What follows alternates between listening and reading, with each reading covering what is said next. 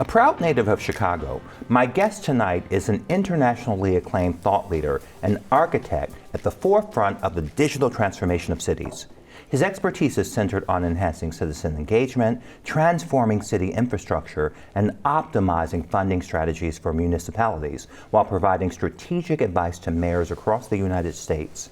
He currently serves as the managing partner at the U.S. Roundtable LLC, a firm dedicated to advising and advancing collaboration among mayors in the technology sector.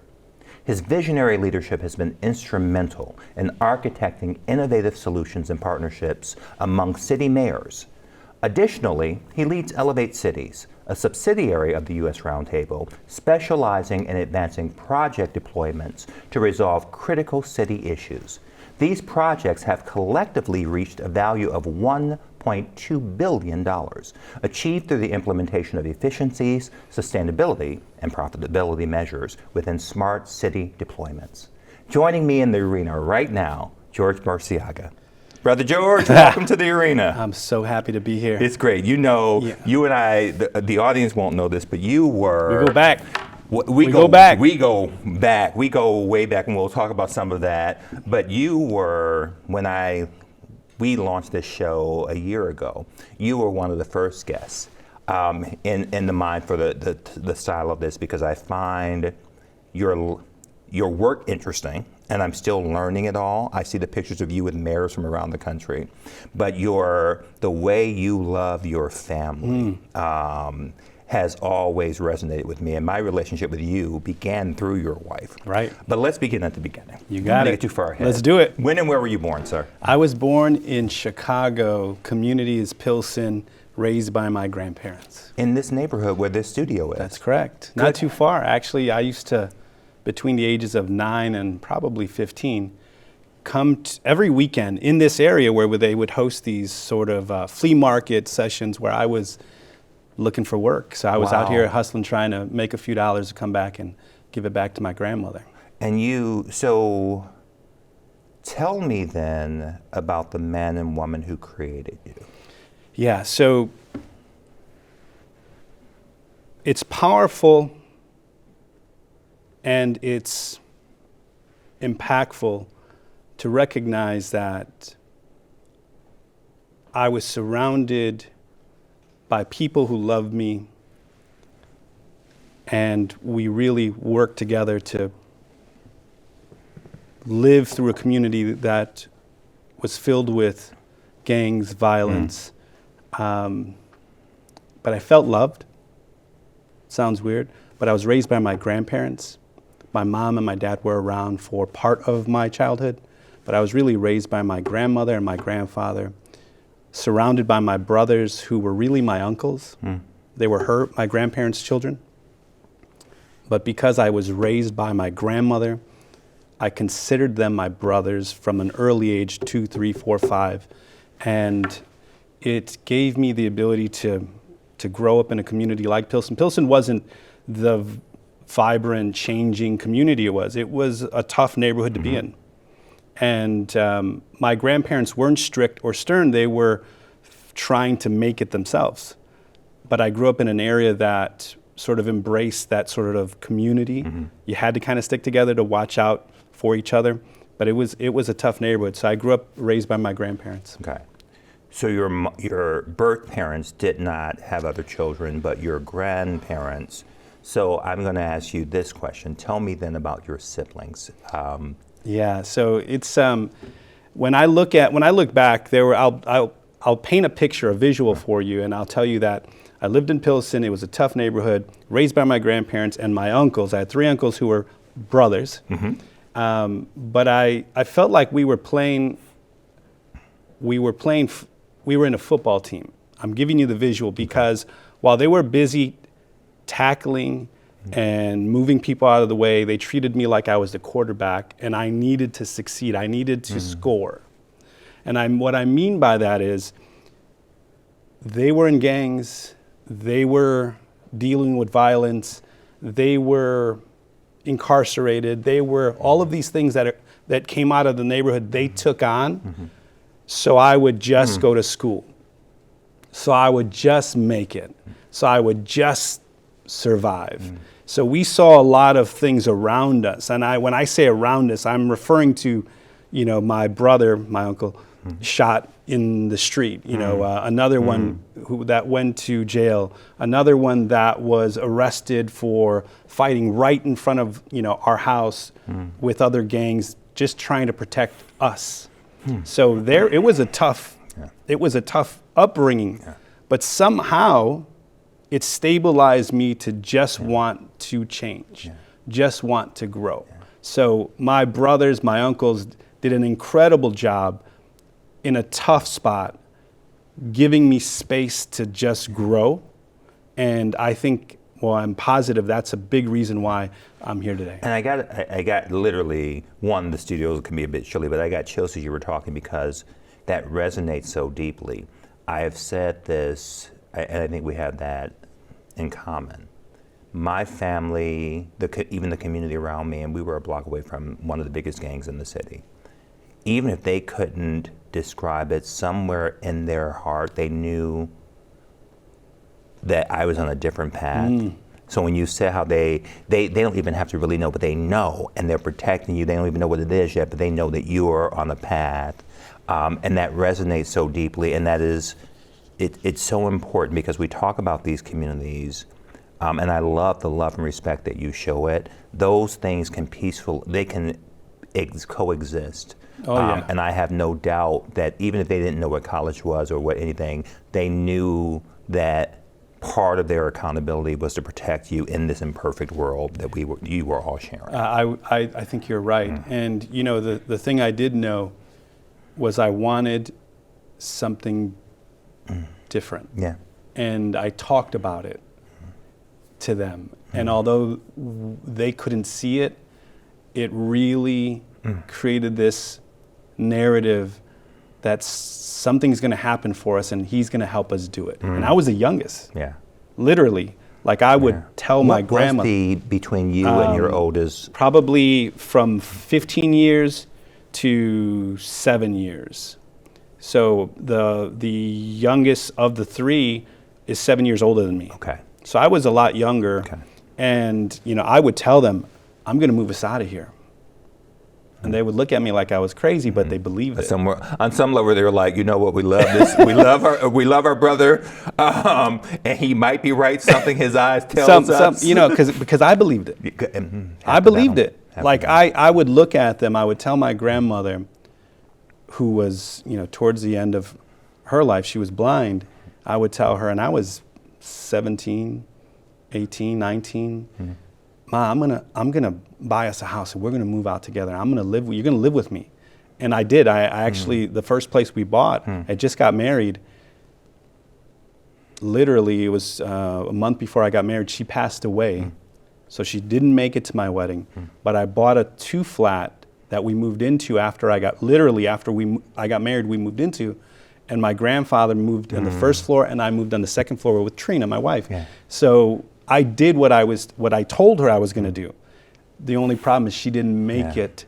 But she saw. But we talked about it. Oh, I'm going to do this, Ma. Here's what I'm going to do. You're going to live here. I'm going to buy you, this, and we're going to all of these dreams and these conversations of what could be happened with her. Yeah. So we had those conversations, and unfortunately, she didn't make it to the wedding, and she didn't make it to the house that we moved into, but my grandfather did, and he lived with me for a long time until we bought a single family, kind of the white picket fence.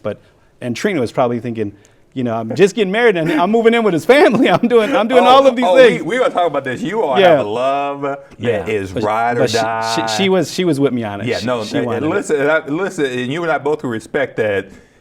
You may love deep, but you go, no. This is our final answer? She was with me, she was with me through it, and that was incredible. I want to ask you one more question about your siblings, because I am a firm believer, and as I pray at night, I always pray for my family by blood, but my family by choice. And your brothers, are all three still with us, and what is your relationship presently? Sure, and I should add one thing. I do have a younger brother that my mother, my actual mother, had as well, and he was with me for parts of my childhood. Okay. He actually lives with her now. He's a about 7 or 8 years younger than I am. We're not very close, but I do love him to death. Absolutely. But I don't see him much. But the 3 that we were talking about, 1 has passed away, and 2 are still with us.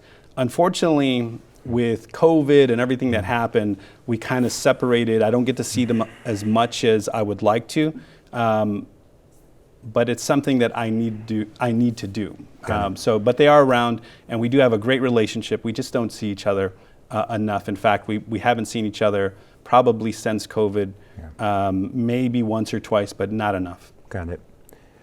I'm going to move us forward. Where did you go to high school?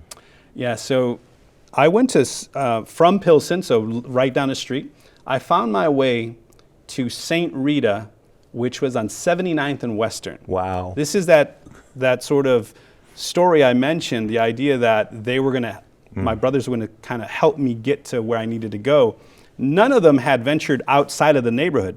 So I don't even think they may not have even graduated high school because of gangs, everything. And if they did, they probably got a GED. My oldest went to the Marine Corps right from the neighborhood because it was that bad and he was ready to leave. But I went to St. Rita. The unfortunate part is my junior year, moving into my senior year, the school called me in and said, listen, we love you, you're a great kid, but you haven't paid any of your bills. So we're gonna have to let you go. And here I was working towards breaking that cycle, changing what I knew had to change. Yeah. And this was another blow, another sort of knockdown that, I'm fighting to get here, first of all. I don't have money in my pocket to get here. Get a break? Yeah, right. Can I, I'm struggling to get on the bus, and sometimes I'm sneaking on the bus to get all the way here. Wow. I don't have anything to eat for lunch, but I'm here. I'm doing everything I need to do. My grades, I'm keeping them at a place, even with all of the obstacles at home. And now you're telling me I can't stay here. And it was the only real place I had to be proud of, because everything else was kind of falling apart to some extent. Yeah. So they let me go, and I found myself finding a place at Kelly High School, on Archer in California, like night and day.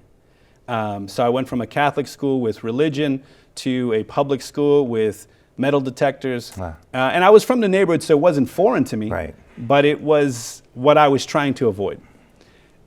I leave Catholic school to public school. They say, okay, you're going to have to graduate next year, so you're going to actually stay longer with us. And I said, I can't do that.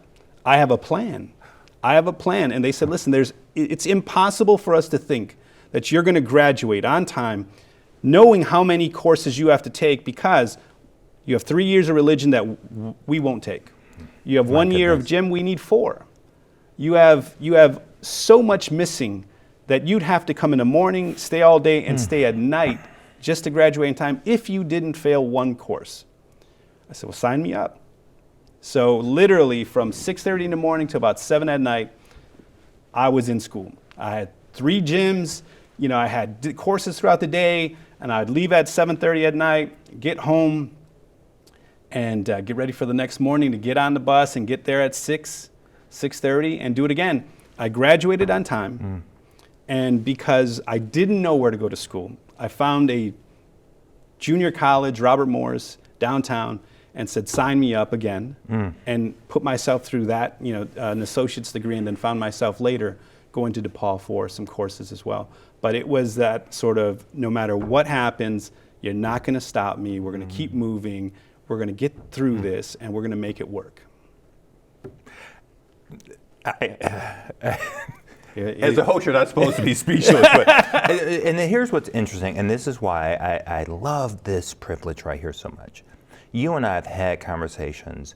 Everything, I didn't know anything that you just shared with me, but who you are, all of that makes sense. And that's what I always say to folks, the first 4 questions I'll ask, no matter what someone's job is, you will start to see the red lines, the through lines, the song under the music. And by George, literally by George, if you didn't just prove that point. I'm not even going to ask you if you were a good student, because I don't think you gave yourself a choice. No. So I am going to ask you then, After you graduated from DePaul with your degree? So I didn't graduate from DePaul.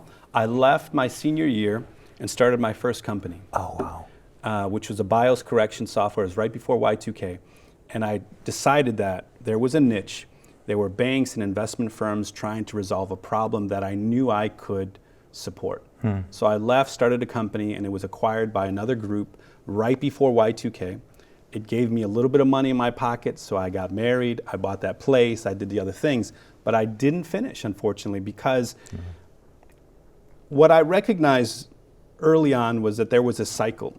This, at least in my mind, why some folks are poor and why some folks are rich. Okay.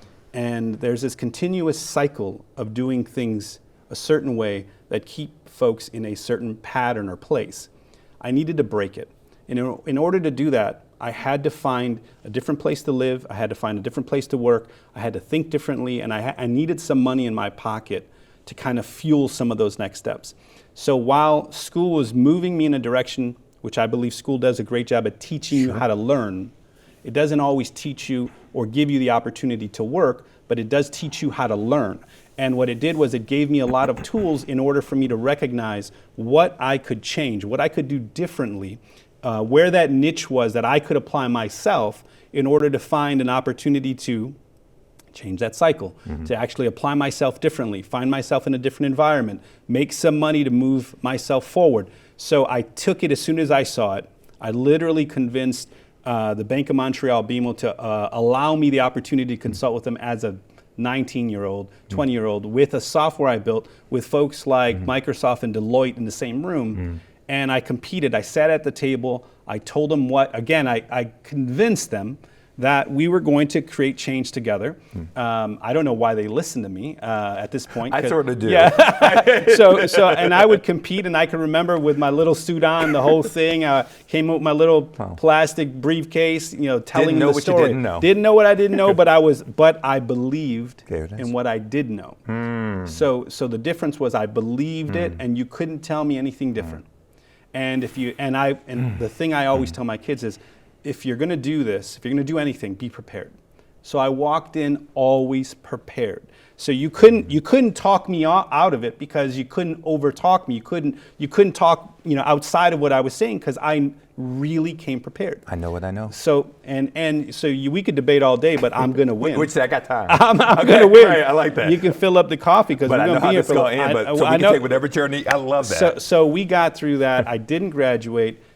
I got that company up, it was acquired, and I can remember Trina and I, broke as you can be, with that first check in our car, like taking a picture with it. Because I'll tell you what, as poor as I was, I always felt loved somehow, and I always found a place to love back, which is hard sometimes because you hear people make excuses. I had all of these problems. Hurt people. So, I can't give you this. No, you know what? I always wanted to give you something. And I think it's my superpower. Yeah. That I can see a problem and then say, I can fix that. Yeah. And I can give you something to move that forward. So I can remember that first check because in my mind I was thinking, I'm going to move my grandmother to a place. I'm going to do these other things. You've been fixing problems almost though since birth. From day one. So that makes perfect sense. I have to ask. She looms. Tell our audience, who is this phenomenal woman who we both know, named Trina Fresco? Yeah. Who is she? How did you meet? Who is she in your life? Tell me about your journey. So together. Trina Fresco is a superhero, first of all, because she's the one woman I know, and anyone who knows her will agree, that can do everything. And it's incredible. She loves hard, she fights hard. She's super mom.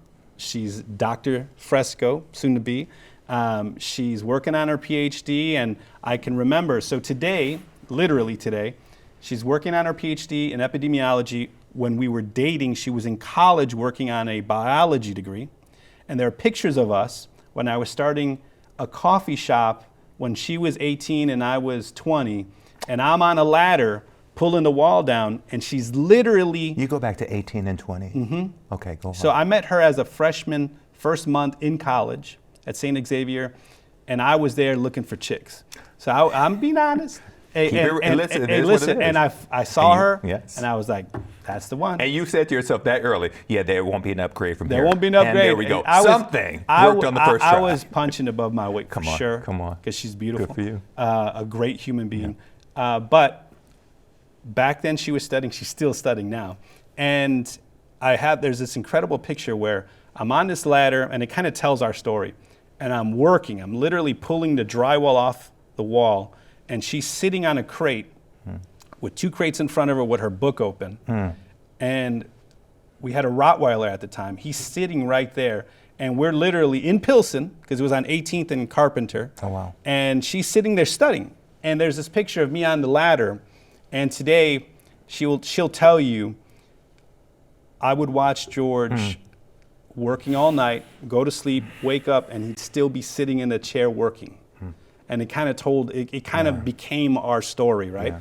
The good news is the woman I met then is still the same woman I'm with today. We've been married over 23 years now, 4 years together before that. And you created 3 lives together. And we have 3 incredible human beings that we created that have given me probably the most powerful love I've ever received by anybody in my life. Yeah. I've watched it from a distance, but we've always talked about this. That visual that you just talked about, that visual makes sense to me without having known any of this other part. You two are a partnership, and nobody knows the details of a relationship, but it feels. I've seen you at events, the way you look at her, the way you take care of her, the way that she leans into you. I'm an observer, and it. To hear the backstory, the song under all this is brilliant. Let me ask you, I'm still trying to make sense. It's big. I see you in a lot of around the country, around the world with mayors, and just I'm like, he's in all these rooms. Help me and our viewers to understand your work at US Roundtable. Sure. So the US Roundtable was an off sort of shoot of the work I did over 20 years. What I recognize in government is that in most cases, the delivery of almost every service is broken. So it allows me to create my own direction, work with mayors directly, and really implement change in our communities across the country, working hand in hand with mayors. And it's through infrastructure, so like city design and infrastructure. Yeah, so the good news is, one, it leans on technology for all of our answers, but it's around infrastructure, delivering smart government, so the connection to residents, and the idea that we can create data that really starts to build more accurate decisions. But the key here is that we work directly with the mayors to discuss these ideas and then help them work towards delivering them. Wow. We are not quite done yet. So you can excel in about 5 minutes. Oh, you got it. We're going to do one more segment called 3 for the Road. You got it. Stay with us, Chicago. We'll be right back. George and I will be right back. On the next Chicago Newsroom 2.0, we'll take a closer look at the current state of Chicago with journalists and Roundtable regulars Samantha Thomas and Francia Garcia Hernandez. How do we support communities in need? How do we make decisions with communities? Join the conversation Wednesday at 7 p.m. on CAN TV, cable channel 19, or stream live on cantv.org or on the new CAN TV Plus app. Experience the power of community television.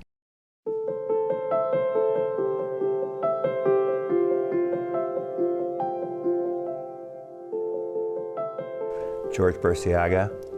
We are back for our final segment. And listen, I've had leaders, people well known and well worth knowing like yourself in that chair. And sometimes 3 simple questions. It trips people up. So I'm just gonna say that to you as we go into this. This has been great. I think I'm ready. All right, let's do it. First question. Here we go.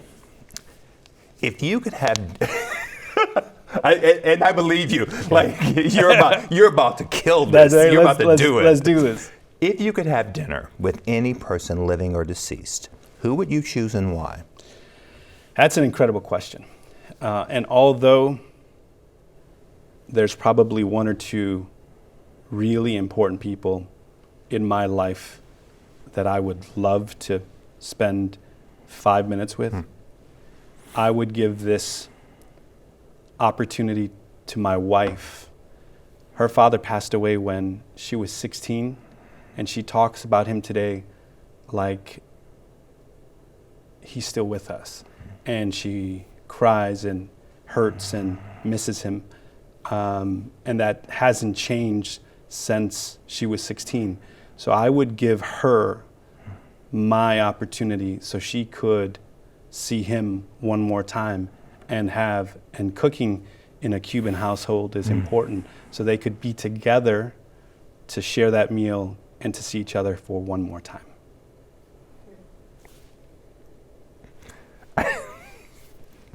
How dare you?